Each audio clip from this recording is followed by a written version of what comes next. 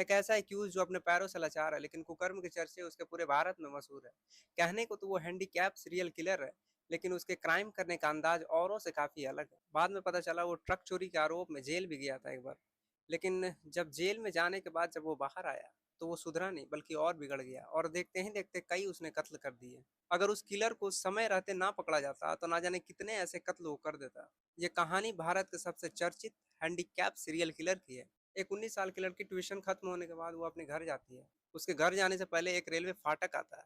उस फाटक को उसे क्रॉस करना था। घर से स्टेशन की दूरी और स्टेशन से ट्यूशन की दूरी ज़्यादा दूर नहीं थी, इसलिए वो लड़की हर रोज़ पैदल आया जाया करती थी। जैसे ही वो ट्यूशन से पढ़कर वो अपने घर की ओर बढ़ रही थी, तो एक शख्स उसका पीछा करता है। उस शख्स का नाम है राहुल जाट, और उस लड़की को पता नहीं है, लेकिन वो लड़का उसका पीछा करता है।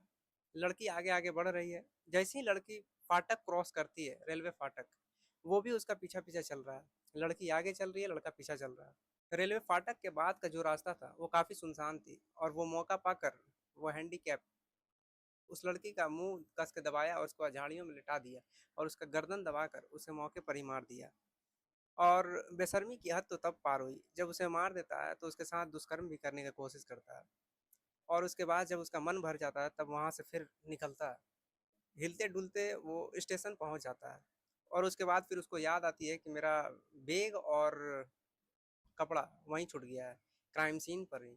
अब फिर वो दोबारा वो चलता-चलता वहाँ उस जगह पर आता है जहाँ पर लड़की के साथ वो दुष्कर्म किया था। जिस लड़की को वो सुनसान वाली जगह पर मारा था, अब वहाँ पर काफ़ी भीड़ इकट्ठी हो गई है। अब वो देखकर वहाँ से भाग निकलता है। फिर वही रास्ते धीरे-धीरे करके वो स्टेशन पहुँच जाता है। और पहुँचने के बाद इधर माता-पिता घर में परेशान कि बेटी अब तक आई नहीं, इतना देर हो गया, आज से कभी ऐसा देर नहीं हुआ था, आज तक ऐसा कभी देर नहीं हुआ था, अचानक इतना लेट क्यों हो रहा है? तो घर वाले, माता-पिता उनके अब उसी रास्ते से निकलते हैं जिस रास्ते से उनकी बेटी अक्सर वही रास्ते से अपनी ट्यूशन जाया करती थी। अब रास्ते में ही एक सुनसान जगह थी जहाँ पर थोड़े पेड़-पौधे थे।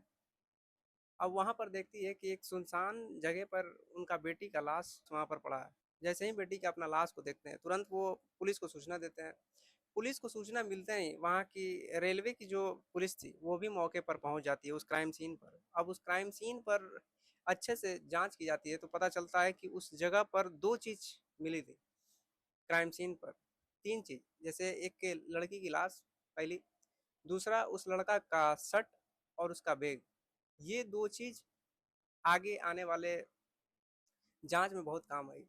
यही 2 चीज़ के चलते वो शख्स पकड़ाया, नहीं तो वरना वो पकड़ा भी नहीं पाता। वो आगे बताता हूँ कैसे। अब पुलिस सीसीटीवी कैमरे खंगाल रही है, लेकिन जिस जगह पर ये क्राइम हुआ था वहाँ पर तो सीसीटीवी कैमरा भी नहीं था, सुनसान जगह था, वहाँ पर कैसे हो सकता है? तब पुलिस स्टेशन के पास जाती है, और उसके बाद वहाँ का सीसीटीवी कैमरा खंगालना शुरू करती है। तमाम कोशिशों के बावजूद जब कम से कम 500 से 700 फुटेज जब निकाल लेती है पुलिस, तब जाकर एक इमेज दिखती है, तब जाकर एक फुटेज दिखती है। और ये वही फुटेज था जो उस लड़के का जो कपड़ा वहाँ पर फेंका हुआ था क्राइम सीन पर, वो उससे मैच खा रहा था। 14 नवंबर साल 2024 उदवाड़ा स्टेशन के पास वो पहला कत्ल करता है, और वो कातिल ऐसा था कि वो बस या टेम्पू से कहीं भागा नहीं, बल्कि वो स्टेशन फिर वहीं पहुँचा, और उसके बाद फिर वो सूरत जाने वाली ट्रेन में ट्रेन का पता लगा रहा था। बड़े-बड़े स्टेशनों में आपने देखा होगा कि हॉकर हुआ करते हैं। हॉकर जैसे बड़े-बड़े स्टेशनों में जो दुकान होते हैं, खाने-पीने के जो सामान देते हैं, उसे हॉकर कहा जाता है। अब उस हॉकर के पास वो जाता है, एक बोतल पानी लेता है, खरीदता है और उससे पैसे देता है, और उससे पूछताछ करता है कि सूरत जाने वाली ट्रेन कौन-सी है? अगर बता दो तो अच्छा रहेगा। अब इधर पुलिस उस लड़के का तस्वीर तो निकाल ली, अब हर स्टेशन के पास वो जा-जाकर पूछ रही है। अब इसी बीच एक हॉकर से वो जब बात करती है पुलिस, तो पता चलता है कि ये हॉकर बताता है कि ये शख्स पहले आ चुका है। जब उसका तस्वीर दिखाया जाता है, फ़ोटो दिखाया जाता है, तो बोलता है कि हाँ, ये लड़का आया था और एक बोतल पानी लिया था, और ये चेहरे से बहुत घबराया हुआ था, और इसके हाथों पर खरोच के निशान थे एक। और उसके बाद फिर सूरत जाने वाली ट्रेन के बारे में ये पता कर रहा था, उसके बाद फिर ये चला गया। और ये कभी भी कत्ल करता तो रात के अंधेरे में ये करता, दिन में कभी नहीं करता। अब उस लड़की के कत्ल करने के बाद अब ये फिर स्टेशन पहुंचा, और उसके बाद फिर ट्रेन पकड़ता है। आपने देखा होगा रेलवे कोच में एक डिब्बा होता है जो दिव्यांग के लिए खास तौर पर बनाई जाती है। जैसे आपने देखा होगा कि स्लीपर का अलग है, जनरल का अलग है, और फिर एसी वाला का अलग है। वैसे ही एक बोगी ऐसा रहता है जो हर ट्रेन में एक दिव्यांग के लिए रहता है। उसी बोगी में वो बैठता है और उसके बाद फिर एक नया और कत्ल कर देता है। इधर 5 दिन के बाद वो नया एक कत्ल करता है, सौमित्र चटर्जी नाम का एक शख्स, जो वो मालदा टाउन के रहने वाले थे। और आपके मन में सवाल आ रहा होगा कि ये कत्ल क्यों किया होगा? वो लड़की से तो पता चल गया कि हाँ, उसके साथ दुष्कर्म करने वाला था, लेकिन ये आदमी को ये क्यों मारा? तो ऐसा है कि वो कोच में जब वो बैठा था, दिव्यांग कोच में, तब सौमित्र से वो पैसे की माँग कर रहा था, पैसे वो दिया नहीं, तब उसका गला दबाकर उसको वहीं मार देता है और उसका मोबाइल, पैसा और सारा सामान छीन कर किसी और स्टेशन पर रुक जाता है। और ये एक बार नहीं, कई बार ऐसा करता है। दिव्यांग बोगी में अक्सर वही लोग बैठते हैं जो शारीरिक रूप से कमज़ोर होते हैं और राहुल उन कमज़ोर लोगों को अब सताना शुरू कर देता है, मारना शुरू कर देता है। अगर उसे कोई पैसे नहीं देता तो उसे जान से मार देता वहीं पर। और मारने के बाद वो वही ट्रेन में बैठा रहता और जैसे ही कोई नया स्टेशन आता वहाँ पर उतरता और दूसरी ट्रेन पकड़कर वहाँ से भाग जाता।